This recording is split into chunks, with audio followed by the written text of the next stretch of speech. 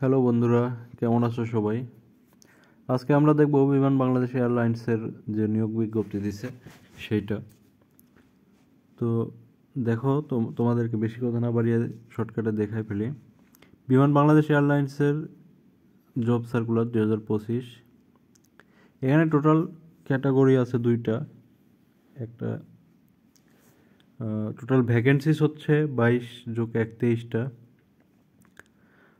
এখানে qualification, educational qualification যেটা বলছে দেখো, HSC or equivalent pass, diploma in aircraft pass, BSc in engineering pass and graduation pass candidates can apply.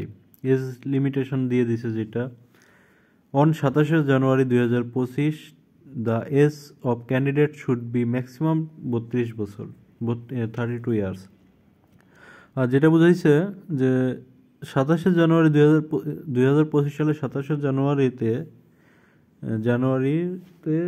ক্যান্ডিডেটের বয়স 32 বছরের বেশি হওয়া যাবে না। আর এখানে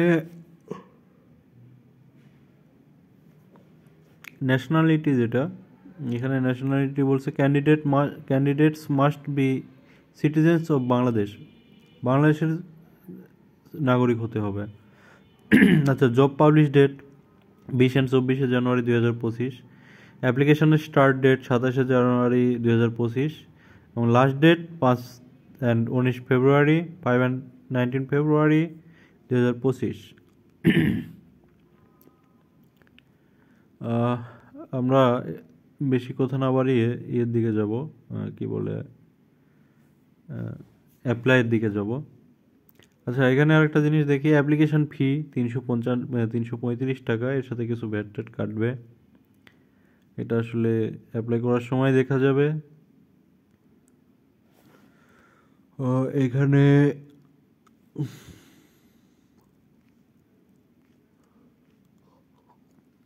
আমরা অ্যাপ্লাই অনলাইনে যাই, দেখি এখানে কেউই বলছে কারেন্ট সার্কুলার, এখানে কিছু কোড আছে যার মাধ্যমে আর কি অ্যাপ্লাই করতে হবে। তো আমি এখানে ঢুকি একটাতে, দেখি। হ্যাঁ, এখানে কি বলছে, ইন্টারফেসটা দেখি আগে। বিমান বাংলাদেশ এয়ারলাইন্স হোম আছে, ডাউনলোড অ্যাপ্লিকেশন কপি আছে যারা আগে অ্যাপ্লাই করছিল, payment status, recover user, admit card. আচ্ছা, এখন কি বলছে দেখেন, প্রথমে কি বলছে, অ্যাডভার্টাইজমেন্ট, ব্যাকেটে দিছে ক্লিক হ্যাঁ টু ডাউনলোড সার্কুলার যেটা, এখানে ডেটও দিয়ে আছে, ডেট চাপ লেগে গেছে রে, ডেট 23/1/2025। হ্যাঁ, আর মাঝখানেরটা এটা 2023 সালের, এটা লাগতেছে না। লাস্টেরটাতে আমরা ক্লিক করবো, application form, click here to apply. এটি ডেডলাইনও দিয়ে দেওয়া আছে, ফেব্রুয়ারি 5, 2025। ঠিক আছে, আমরা লাস্টেরটাতে ক্লিক করলাম, দেখি কি আসে। এবার হচ্ছে সার্কুলার, যেটা 25 সালের সার্কুলার ওটা আছে, আমরা জাস্ট এখানে একটা টিক মার্ক দিয়ে দিব, দিয়ে নেক্সট করে দিব। দেখি নেক্সটে যাই। এখন আমরা এখানে দেখব কি পদে আমরা আবেদন করব। এখানে বেশ কয়েকটা পদ আছে, আমি দেখা দিচ্ছি। প্রথমে আছে জুনিয়র অফিসার, যেটা মেইনটেনেন্স। এরপর আছে মেনু প্ল্যানিং অ্যাসিস্ট্যান্ট, এরপর আছে জুনিয়র অ্যাসিস্ট্যান্ট, যেটা ক্যাটারিং সার্ভিস অ্যান্ড কোঅর্ডিনেশন। এরপরে আছে অ্যাকাউন্ট অ্যাসিস্ট্যান্ট, তারপরে store keeper, IT assistant, hygiene assistant, tailor, junior electrician, junior air condition mechanic, আর লাস্টেরটা আছে জুনিয়র জেনারেল টেকনিশিয়ান। ওকে, আমরা ধরেন এখানে অ্যাকাউন্টস অ্যাসিস্ট্যান্টে অ্যাপ্লাই করব।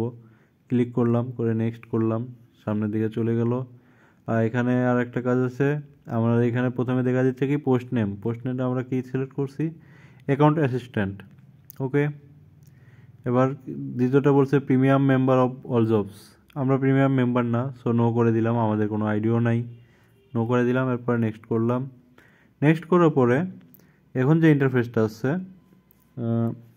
এই ইন্টারফেসটাই দেখাবো, পরেরটাকে আপনাদের করে নিতে হবে, কারণ আমি এখানে অ্যাপ্লাই করতেছি না। আর অ্যাপ্লাই করার জন্য আমার রিয়েল সব জিনিস, এই কী বলে, এসএসসি ইন্টারের রোল রেজিস্ট্রেশন, এগুলো লাগবে। আমার কাছে এখন কোনো অ্যাপ্লাই নেই, আমি দেখাতে পারছি না, আমি জাস্ট এখানে আপনাদের বোঝানোর জন্য প্রতিটা প্রতিটা ঘর নিয়ে আমি কথা বলবো। আর নেক্সট এখানে ডাইরেক্ট সাবমিট, এখানে ছবির কোনো ইয়ে নাই। অনেক অ্যাপ্লিকেশানে ছবির কথা থাকে যে এত এত আপনার ছবির সাইজ থাকে একটা, সেই হিসাবে দিতে হয়। তো এখানে বিমান বাংলাদেশ এয়ারলাইন্সে কোনো ছবি বা সিগনেচার এরা চায় নাই। তো এটা ভালো, এক পেজেই আপনার দেখায় দেওয়া হয়ে যাবে, কোনো সমস্যা নেই, ভালো হলো। আচ্ছা, প্রথমে কি বলছে অ্যাপ্লিকেশন নেম। অবশ্যই আপনারা যে যদু মধু কদু আপনার নাম যেটা হবে সেটাই দিবেন। প্রথমে ইংলিশ নামটা লিখবেন, তারপরে বাংলা নামটা লিখবেন। প্রথমে ইংলিশ নামটা লিখলেন, বড় হাতের সবগুলো ব্লক লেটার হয়ে যাবে, আপনাদের নতুন করে করতে হবে না। তারপরে আপনার বাংলা নামটা লিখলেন, লেখা পরে same same as certificate, as A certificate, ঠিক আছে? সার্টিফিকেটের মতো করে লিখবেন, এর বাইরে যাওয়া যাবে না। সার্টিফিকেটের মতো করে এই জন্যই লিখতে বলছি, আপনার যদি এনআইডিও থাকে তারপরও সার্টিফিকেটে যেটা আছে সেটা লিখবেন। কারণ আপনার সার্টিফিকেট বাই চান্স চাকরি হওয়ার পরে যদি প্রয়োজন পড়ে, বা যে কোনো ক্ষেত্রে যদি আপনার প্রয়োজন পড়ে যে আপনার নামের কোথাও সমস্যা হয়েছে, সার্টিফিকেটের সাথে এনআইডি কার্ডের মিলছে না বা জন্ম নিবন্ধনের মিলছে না, সেক্ষেত্রে আপনি সার্টিফিকেট, জন্ম নিবন্ধন বা এনআইডি কার্ডের নামটা সহজেই পরিবর্তন করতে পারবেন। কিন্তু সার্টিফিকেটের নাম যদি পরিবর্তন করতে হয়, সেই ক্ষেত্রে আপনার অনেক অনেক কষ্ট হবে এটা নিয়ে। সো আমি এটাই বলবো যে আপনারা সার্টিফিকেটে যে নামটা থাকবে সেভাবেই দেওয়ার চেষ্টা করবেন। আচ্ছা, এরপরে কি আছে? Father's name. হ্যাঁ, ফাদার্স নেমেও প্রথমে কি বলছে, যেটা ইংলিশ আছে ইংলিশে দিতে হবে। হ্যাঁ, আপনার এখানে বলছে ইংলিশ আছে, ইংলিশ দিবেন। এরপরে পিতার নাম দেখেন বাংলাতে লিখে দিয়েছে, আমরা বাংলাতে লিখব, ঠিক আছে?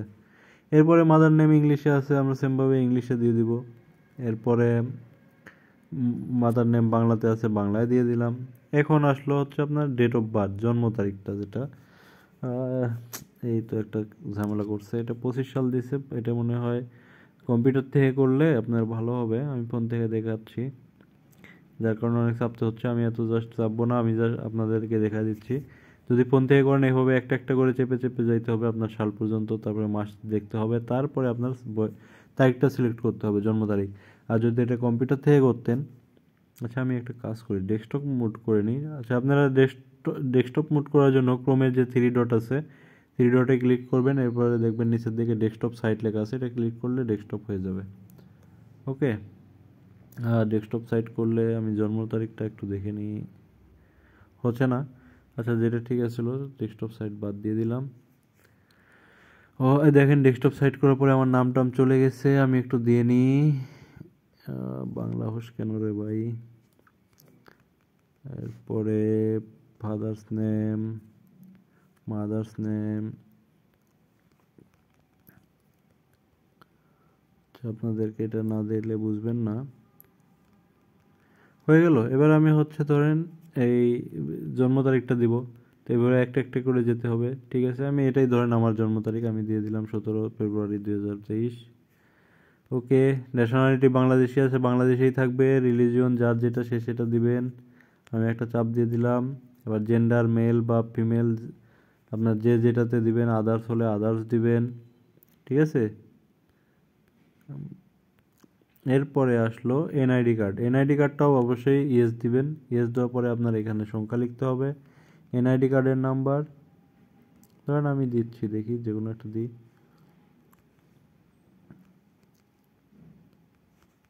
ওকে, এরপরে কি বলছে, এটা সিলেক্ট দেখাচ্ছে, এটা নো দিবেন, এটার জন্য ও আছে আছে সিলেক্ট দেখাচ্ছে না। তাহলে বার্থ সার্টিফিকেট রেজিস্ট্রেশন নাম্বার আপনার ইয়েস থাকলে আপনি যদি দিতে চান সেক্ষেত্রে সেমভাবে রেজিস্ট্রেশন নাম্বারটা দিতে হবে। আর যদি মনে করেন যে না আমি এনআইডি কার্ড দিছি এনাফ, আমি তাহলে নো দিয়ে দেবো, কোনো ব্যাপার না।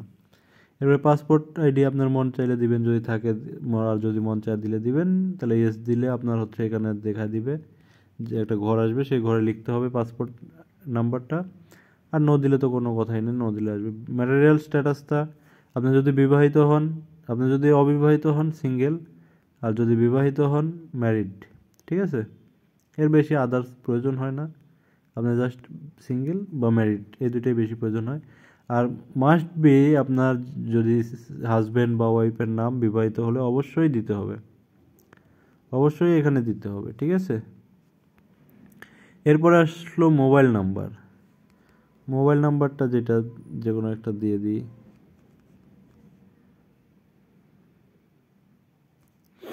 ওকে, মোবাইল নাম্বারটা আমরা দেখি 01708787050। জাস্ট সেম নাম্বারটা দিয়ে দিবেন। আমি জানি না এটা কার নাম্বার, আমার যেটা আসলো। আচ্ছা, এটা মেইলটা যেটা হলো সেটা দিয়ে দিবেন, একটা মেইল দিতে হবে। মেইলটা অবশ্যই দিবেন, কারণ অনেক আপডেট মেইলে আসে। এরপরে কোটা। কোটা যেটা আপনার children, child of freedom fighter, grand child of freedom fighter, physically handicapped, orphan, এন্থিক minority, Ansar VDP, non quota. আচ্ছা, এখন যেটা হলো এখানে বেশ কয়েকটা কথা আছে। কি বলছে? Children child of freedom fighter মানে মুক্তিযোদ্ধার সন্তান। Grand child of freedom fighter যদি মুক্তিযোদ্ধার নাতি বা নাতনি হয় সেক্ষেত্রেও দিতে পারবে, সেটা দ্বিতীয়টা সিলেক্ট করবে। ফিজিক্যালি হ্যান্ডিক্যাপ্ট মানে প্রতিবন্ধী। অরফান আর এথনিক মাইনরিটি যেটা, এটা আমার জানা নাই। এরপরে আপনার আনসার ভিডিবি যদি হয় আনসার ভিডিবিটা দিয়ে দিবেন, আর যদি কোনো কোটা না থাকে তাহলে নন কোটা সিলেক্ট করে দিবেন। আচ্ছা, ডিপার্টমেন্টাল স্ট্যাটাস। এখানে কি বলছে? ডিপার্টমেন্টাল স্ট্যাটাস মানে আপনি কি কোথাও জব করেন, ঠিক আছে? যদি গভর্নমেন্ট এমপ্লয়ি হন গভর্নমেন্ট এমপ্লয়ি দিয়ে দিবেন, সেমি গভর্নমেন্ট এমপ্লয়ি হলে দিয়ে দিবেন, আর যদি না হয় নান দিয়ে দিলেন। আচ্ছা, এখন হচ্ছে কেয়ার অফ প্রেজেন্ট অ্যাড্রেস। যেটা প্রেজেন্ট অ্যাড্রেস মানে আপনি যেখানে এখন বর্তমানে আছেন সেটা আপনার প্রেজেন্ট অ্যাড্রেস, ঠিক আছে? তো প্রেজেন্ট অ্যাড্রেসে কি করবেন? কেয়ার অফ, কেয়ার অফে অবশ্যই আপনার মেয়েদের ক্ষেত্রে বলছি, আপনার যদি অবিবাহিত হন সেক্ষেত্রে আপনি আপনার বাবার নামটা দিয়ে দিবেন, আর যদি বিবাহিত হন স্বামীর নামটা দিয়ে দিবেন। আর ছেলেদের ক্ষেত্রে বলছি আপনারা অবশ্যই আপনার বাবাকে বা আপনার মাকে রাখবেন। যদি বাবা মৃত হয় সেক্ষেত্রে মাকে রাখবেন, নয়তো বাবাকে রাখবেন। ওকে, যদু মধু কদু যেটাই হোক আমি দিয়ে দিলাম। এরপরে কি বলছে? ভিলেজ। শুধু গ্রামের নামটা দিবেন, ওই টাউন, রোড, হাউস, ফ্ল্যাট এগুলো দেওয়ার দরকার নেই। আচ্ছা, জেলাটা যার যেটা জেলা আমি দিয়ে দিলাম, যে কোনো একটা চোখের সামনে পড়লেও দিয়ে দিলাম। পোস্ট অফিস জানি না কত, তারপরেও আমি একটা দিয়ে দিলাম। এটা মনে রাখবেন, বাংলাদেশে আপনার এনআইডি কার্ডের পেছনে পোস্ট নাম্বারটা থাকবে, যেটা পোস্ট কোড। পোস্ট অফিস কোনটা জানি না, কি নন্দীগ্রাম, উপজেলা নন্দীগ্রাম দিছি, পোস্ট অফিসে নন্দীগ্রাম দিলাম, পোস্ট কোড জানি না কত, তারপর 4 ডিজিটের কোড হয়, আমি দিয়ে দিলাম যে কোনো একটা। আচ্ছা, এটা আমার হচ্ছে প্রেজেন্ট অ্যাড্রেস গেল, ঠিক আছে? কেয়ার অফে বাবার নাম বা স্বামীর নাম, বা আর ছেলেদের ক্ষেত্রে হচ্ছে বাবার নামটা বা মায়ের নামটা, যদি বাবা মৃত হয় সেক্ষেত্রে মায়ের নাম, তারপরে গ্রামের নাম দিবেন শুধু, তারপরে জেলা, তারপরে আসে আপনার উপজেলা, পোস্ট অফিস, উপজেলার পরে পোস্ট অফিস, তারপরে পোস্ট কোড। তারপরে যদি আপনার এটা হচ্ছে পার্মানেন্ট অ্যাড্রেস, যেটা যদি একই জায়গায় হয়, সেম অ্যাড্রেস হয়, তাহলে এই যে বক্স আছে এখানে দেখেন একটা same same as present address লেখা আছে, বক্সটা ক্লিক করে দিবেন। তাহলে এবার দেখেন পার্মানেন্ট অ্যাড্রেসে অটো বসে গেছে এগুলো, ঠিক আছে? এরপরে যে কাজটা আপনার এসএসসি এক্সামিনেশান, এসএসসি এখানে সিলেক্ট করে দিবেন, তারপর রোল নাম্বার দিয়ে দিলাম একটা। এরপরে কি বলছে? গ্রুপ বা সাবজেক্ট। গ্রুপ হচ্ছে কি আপনার এসএসসিতে কোনো সাবজেক্ট হয় না, এটা গ্রুপ ওয়াইজই হয়। আমি যেটা দিলাম সায়েন্স দিয়ে দিলাম। বোর্ড ধরেন রাজশাহী দিলাম। রেজাল্ট কি? Result out of 5। রেজাল্টের ক্ষেত্রে অবশ্যই এখানে দেখবেন first division, second division, third division, যেটা এটা অনেক আগের ছিল। আর জিপে আউট অফ 4, আউট অফ 5। এখন আউট অফ 5 আপনি যেহেতু এখন বর্তমানে পাস করলে থাকলে আউট অফ 5 সিলেক্ট করার পরে দেখেন ডান পাশে একটা ঘর আসছে।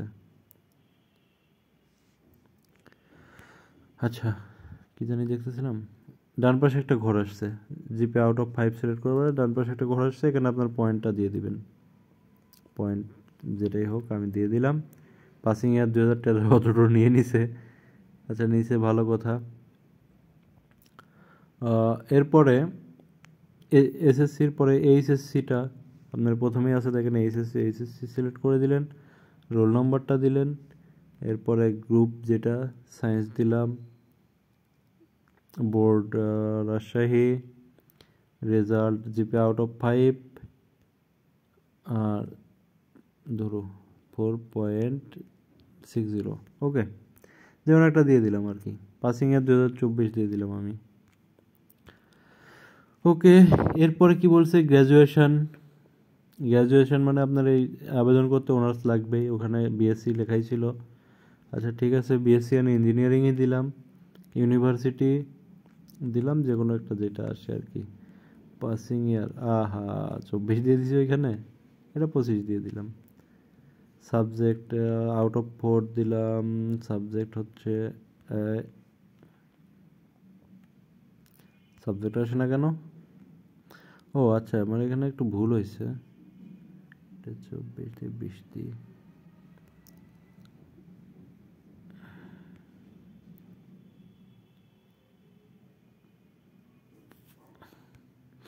আচ্ছা, এই যে বাংলাদেশ ইউনিভার্সিটি দিলাম, সাবজেক্ট দিলে আসে না। আচ্ছা, এটা হয়তো নেটের কারণে আসতেছে না, চলে আসবে, সমস্যা নেই। ভিডিও না বাড়াই ওটার পেছনে সময় দিয়ে, কারো টেনশন করার কিছু নাই, চলে আসবে। পয়েন্টটা দিয়ে দিই 2.66, যেটাই হোক দিলাম। তারপর হচ্ছে কি, কোর্স ডিউরেশন, আপনার যত বছরের কোর্স, 3 বছর, 4 বছর, 5 বছর, এটাই হোক 4 বছর, নর্মালি 4 বছর হয়, 4 বছর দিয়ে দিলাম। এরপরে দেখেন মাস্টার্স, যেটা মাস্টার্স ইকুইভ্যালেন্ট বা আপনার মাস্টার্সের যারা পড়াশোনা করছে, পাশ করছে, এটা যদি আপনি পাশ করে থাকেন, ইফ অ্যাপ্লিকেবল, এটা সিলেক্ট করে, এই যে এখানে একটা ঘর আছে ইফ অ্যাপ্লিকেবল, যদি এটা প্রয়োজন পড়ে সেক্ষেত্রে এটা সিলেক্ট করলে আপনার হচ্ছে এই ঘরগুলো ওপেন হবে। নয়তো দেখেন এখানে এই হয়ে আছে, কিছু করা যাচ্ছে না। আচ্ছা, এখন আমি এটা সিলেক্ট করলাম, যদি প্রয়োজন হয় সেক্ষেত্রে দিবেন, না হলে না দিবেন। ঠিক আছে, দিতে হবে এমন কোনো বাধ্যবাধকতা নাই। যেগুলোতে অ্যাপ্লিকেবল আছে এগুলো আপনার মন চাইলে দিবেন, না চাইলে না দিবেন। আচ্ছা, এরপরে কি বলছে, other experiences, do you have proficiency in computer operation, এটা অবশ্যই ইয়েস দিয়ে দিবেন। Do you have average minimum D grade in 5 subjects in O level and 2 subjects in A level, এগুলো অবশ্যই ইয়েস দিয়ে দিবেন। ঠিক আছে, ইয়েস দেওয়ার পরে এইখানে দেখেন security code, enter the security code. কি বলছে, এখানে একটা বক্স দিয়ে দিচ্ছে, পাশে সিকিউরিটি কোড আছে, আমি এখানে এটা বসায় দিতে হবে। বক্সে ক্লিক করবেন, 9C বড় হাতের, যেটা বড় হাতের সেটা বড় হাতের দিবেন, G56। ওকে, হয়ে গেল। হয়ে যাওয়ার পরে এখন লাস্টের দিকে দেখেন, এই যে এখানে একটা বক্স আছে, I declare that the information provided above are correct, true and complete to the best of my knowledge and belief, and I would like to go to the next step. Okay, next step বলতে এগুলো আপনার দেওয়ার পরে submit দিয়ে দিবেন। সাবমিটে click করার পরে যে এখানে সিলেক্ট হয় নাই তখন, যার কারণে এটা আসে নাই। আর একটা আপনার হচ্ছে এনআইডি কার্ডটা ধরবে, আমি এনআইডি কার্ডটা যেহেতু দিই নাই, এনআইডি এই যে এখানে এনআইডি নাম্বারটা যেহেতু অরিজিনাল দিই নাই, সেক্ষেত্রে এনআইডি ধরবে। সাবমিট দেওয়ার পরে আপনার এখানে চাইবে, ছবি চাইবে। ছবির সাইজটা কত, 300x300, যেটা আপনার ছবি। অবশ্যই 3 মাসের মতো আপনার যে ছবিটা দিবেন, যদি সাথে সাথে না উঠায় দিতে পারেন, সেক্ষেত্রে 3 মাসের বেশি যে ছবিটা আপনি দিবেন, সেই ছবিটা উঠানোর সময় যেন 3 মাসের বেশি না হয়। ঠিক আছে, এটা দিলে আপনারই ভালো হবে, যেহেতু সবারই গ্রোথ আছে। এখন ছবির সাইজ হবে 300x300 কালার ছবি, আর সিগনেচার যেটা 300x80। ছবির আর একটা কথা, 100 কিলোবাইটের বেশি হওয়া যাবে না ছবির। পিক্সেল 300x300, 100 কিলোবাইটের বেশি হওয়া যাবে না, 100 কিলোবাইটের মধ্যে হতে হবে। আর সিগনেচার 300x80, 60 কিলোবাইটের বেশি হওয়া যাবে না। এটা দিয়ে আপনার জাস্ট ছবি আপলোড দিলে, সাবমিট করে দিলে আপনার একটা আসবে, অ্যাপ্লিকেশন ফর্ম চলে আসবে, অ্যাপ্লিকেশন কপি যেটা, ওটা চলে আসবে। চলে আসার পরে আপনার করতে পারবেন, আপনার হচ্ছে পেমেন্ট করতে হবে। তো 356 টাকা টেলিটক সিম দিয়ে, ওইটা আপনার ইনস্ট্রাকশনটা ওই অ্যাপ্লিকেশন কপিতেই থাকবে, প্যারা নেওয়ার কিছু নাই। আর যদি না পারেন সেক্ষেত্রে আপনি নক করেন, আমি চেষ্টা করব আপনার পেমেন্ট করে দেওয়ার জন্য। আমার টেলিটক সিম আছে, কোনো সমস্যা নাই, আমি এগুলো করি। আচ্ছা, এরপরে দেখেন, আপনার যদি ডাউনলোড অ্যাপ্লিকেশন কপি, আপনার যে একটা ইউজার আইডি দিবে, আপনার SMS যে আসবে, ইউজার আইডি পাসওয়ার্ড, আপনার যদি বাই চান্স দেখেন যে হারাই গেছে, ইন্টারফেসের সাথে জাস্ট পরিচয় করে দিচ্ছি, এটা একটু লক্ষ্য রাখেন, দেখেন, বুঝেন। ডাউনলোড অ্যাপ্লিকেশন কপি, এটা আপনি কখন করবেন? ধরেন আপনি অ্যাপ্লাই করছেন, পেমেন্ট করছেন, বাই চান্স আপনার পেপারটা নষ্ট হয়ে গেছে, অ্যাপ্লিকেশন কপিটা নষ্ট হয়ে গেছে, এখন কী করবেন, কীভাবে পাবেন? ওটা তো পরীক্ষার জন্য লাগবে। তখন কি করবেন, আপনার ফোনে যে একটা এসএমএস যাবে অ্যাপ্লিকেশন করার পরে, পেমেন্ট করার পরে, সেই মেসেজটা অন্তত হারাবেন না, ওটা সাথে রাখবেন। কারণ ওইখানে একটা ইউজার আইডি আর পাসওয়ার্ড থাকবে, যেটা আপনার এখানে দিলেই যেটা থাকবে ওইটা এখানে ইউজার আইডি দিতে হবে, পাসওয়ার্ডের জায়গায় পাসওয়ার্ড দিলে লগ ইন করলে আপনার এখানে চলে আসবে। এরপরে বলছে পেমেন্ট স্ট্যাটাস, আপনার যে ইউজার আইডিটা আছে পেমেন্ট করার পরে আপনি চেক করে দেখতে পারবেন যে পেমেন্ট হয়েছে কি না। ইউজার আইডিটা দিয়ে জাস্ট চেক দিলেই এখানে চলে আসবে যে আপনার পেমেন্টটা কমপ্লিট হয়েছে না হয় নাই।